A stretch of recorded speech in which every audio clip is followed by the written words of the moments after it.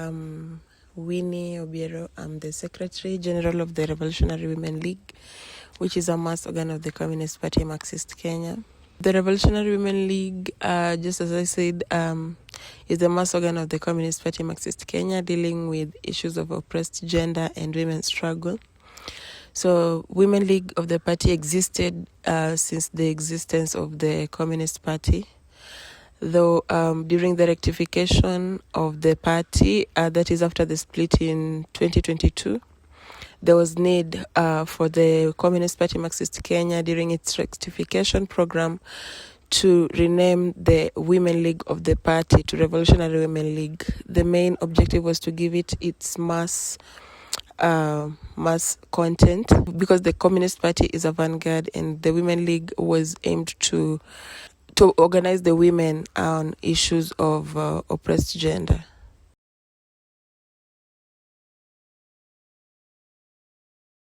The Communist Party Marxist Kenya is a vanguard organizing workers of the Kenyan society and also the peasantry to bring about the NDR. So in the achievement of NDR, we are organizing sectors like the women sector. The main reason why we see women as the women and oppressed gender as a sector to organize is because of the double oppression they undergo. Like, for instance, women, other than being exploited in the economic sector, they are also facing patriarchal oppression. For instance, in the Kenyan, as a working class Kenyan woman, they need to work in the economic sector and at the same time work in the household sector for sustenance and also to reproduce. So it becomes a bit difficult for them to balance on these issues. Hence, we saw the need to organize them, and also to organize them to as a sector towards achieving the NDR. Yeah. So basically, we see the working class women as a sector to organize on issues around patriarchy and also as a working class.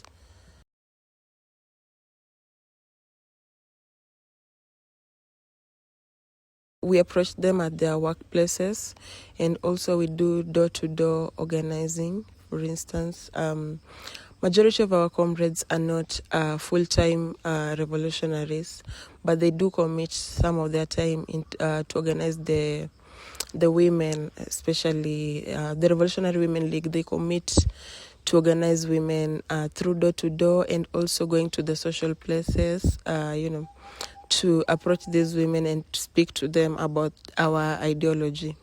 In terms of organizing them, we do have study circles where we meet regularly on a weekly basis to discuss our ideologies with them and also discuss the challenges that they face and see around how we can work together to, achieve the objectives of the NDR.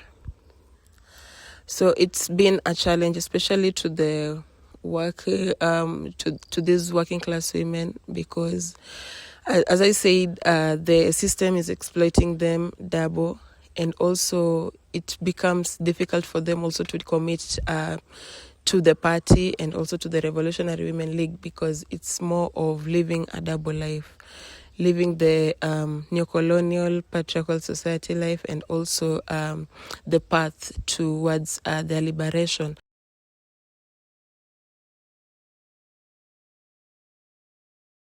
Actually, the main challenge that we are facing is in terms of resources, because for us to organize these women in the party, we need to find them an alternative, because when they exist in the society that is exploiting them, obviously they have to go work then again come and commit to the domestic unpaid labor in the houses.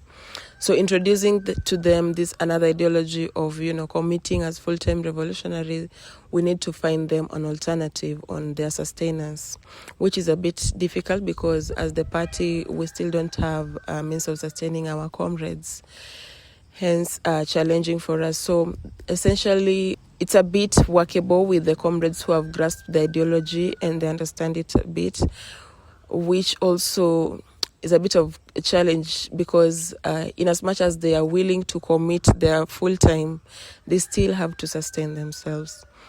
And as a party, we can find less resources because most of the time we get only resources through activities. Like, for instance, during the PASAI, when we were organizing PASAI, we were organizing an activity alongside mobilizing for resources to sustain the activity. So that is the only time when comrades can commit fully such kind of party work. But for the full-time commitment in terms of recruiting and educating comrades, it's a bit difficult. So the less comrades who are committing to this process, and we also have a few comrades who are employed in the economic sector that contribute in terms of membership dues, that help in terms of sustaining comrades, who help in facilitating the study cell sessions.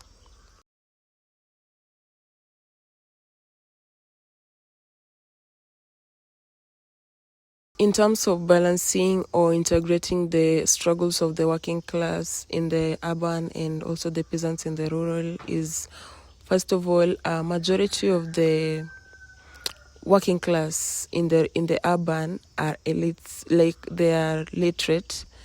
So it's easy for them to understand it because they can grasp the ideology in terms of understanding, and thus easier to organize them, but a bit challenging because now still issue of sustenance. They can't do the double work of doing party work and also, so we find it easier to educate them around the party work and grasp it, and in terms of execution they can do it better. It's a bit a challenge in the rural because in the rural we have quite a number of illiterate people. So it's a bit difficult for them to grasp the ideology, and also lumpenization the lumpenization of the peasants is also a bit challenge here in the rural because rural sector is always abandoned, especially by the politicians. So as a party, if we come to them, they also see us in the lenses of the politicians. Hence, they normally expect us to treat them as they are being treated by the NGOs and also by the politicians. So maybe this will take me to give a brief of how the politicians treat the people in the rural. Once they campaign and get the seats, elected in the seats of politics, they normally go to the urban areas, and the peasants only see them when they're doing the campaigns and also when they win, and then they come to appreciate them for that. But once that is done, they move to the urban. So the people in the rural rarely see their politicians approach them in terms of the challenges they face to find solutions to them. That has lumpenized our people in the rural because the only time they see politicians is when the politicians need them to give them their votes, which they do exchange with money. So they give them money, and it's like 200 Kenyan shillings. 200 Kenyan shillings can only afford a kg of maize. So it's not sustainable to the peasants. So in essence, they do transactional politics with our peasants, which is how they've conditioned them to now view all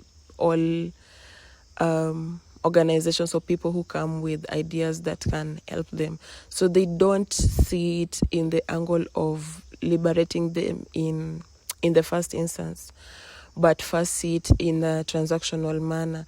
So it makes it difficult for us, to match the level of these politicians, because for us we don't have money to organize the masses just as the local politicians do.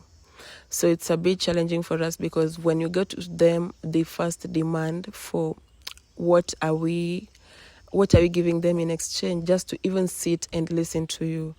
So it becomes a bit difficult. And also with the youth of the rural are a bit literate, because they are educated, but the challenge is that once they finish their schooling, they move to the urban.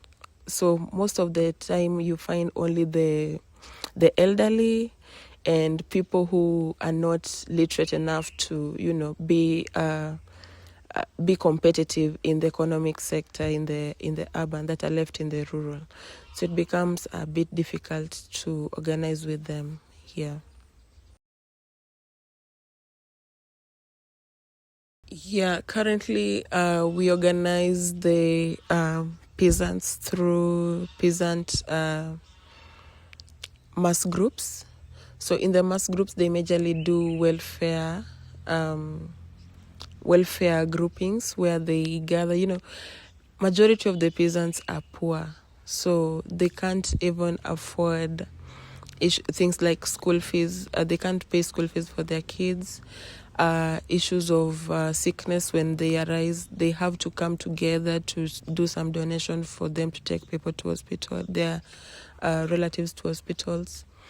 When issues of death arises, to afford a decent burial for their loved ones is a problem.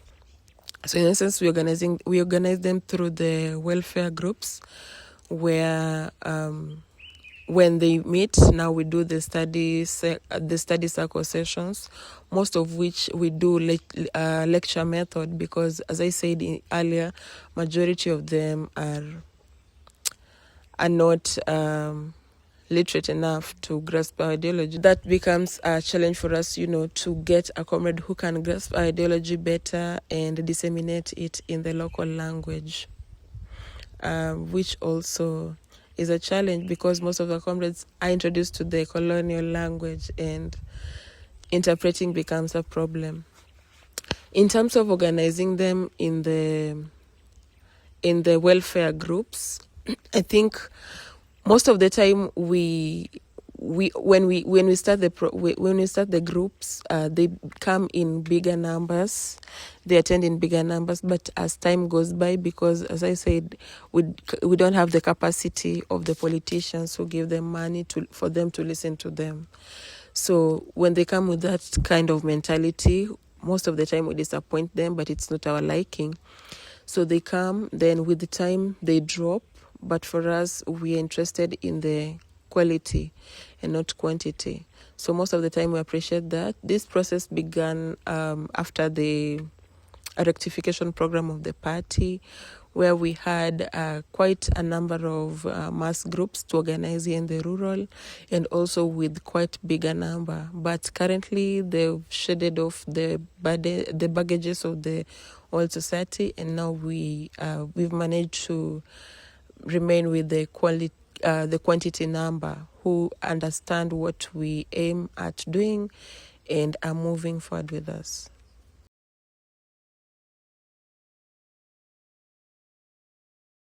Our aim is always not to get cadres necessarily, but also if we get opportunity to get the cadres, we do utilize it better.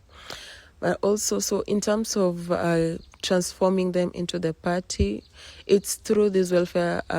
So essentially, in the formation of the party mass organizations, the main aim was to do the recruitment, because through the mass organizations, it was making it easier for us to identify people with their strengths and weaknesses. So in as much as we want to organize people, we know there are people who cannot commit to full cadreship program. So we can't also leave them, just to perish, but we organize them through the mass organizations.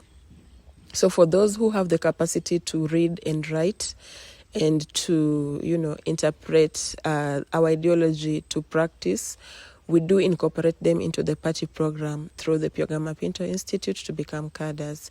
But those who don't have the capacity to read and write, or maybe they have but can't commit fully because, as I said, if we give them a revolutionary organization as an option, they'll always want to find what they're living in the oppressed sector. They always want to get it here. So whenever we can't provide that, we always associate with them in the mass organization. So in there, they can always go to work and do all that kind of sustenance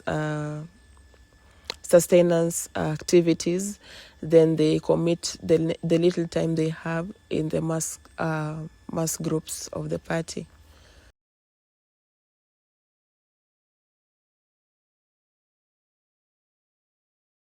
The issue of patriarchy is a challenge that we are facing in the Kenyan society because of the neocolonial and semi-feudal state.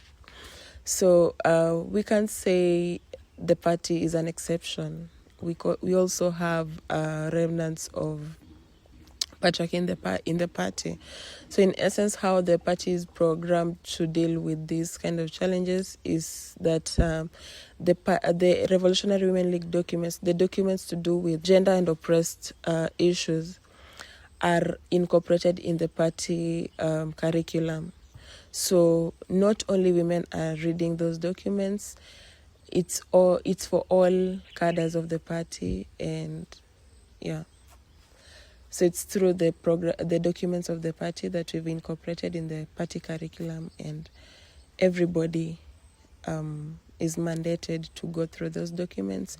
And the party line in terms of issues of gender and women issues, the policies that have been passed applies to all in the party. Yeah.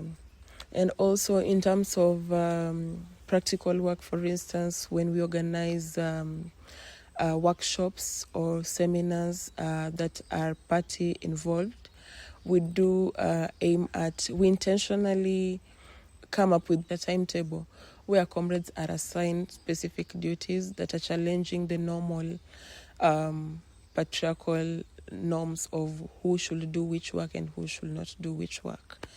Through that kind of a program, we've had comrades shedding off the baggages of patriarchy that have so long been used to oppress the women in the Kenyan society.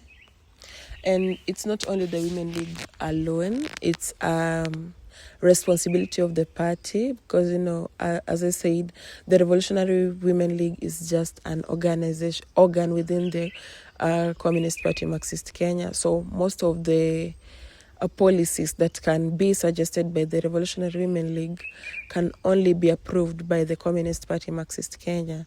So the Revolutionary Women League only facilitates, coming up with programs that can help to challenge the society, to challenge the norms of patriarchy, then presents it to the party to now approve it and implement it.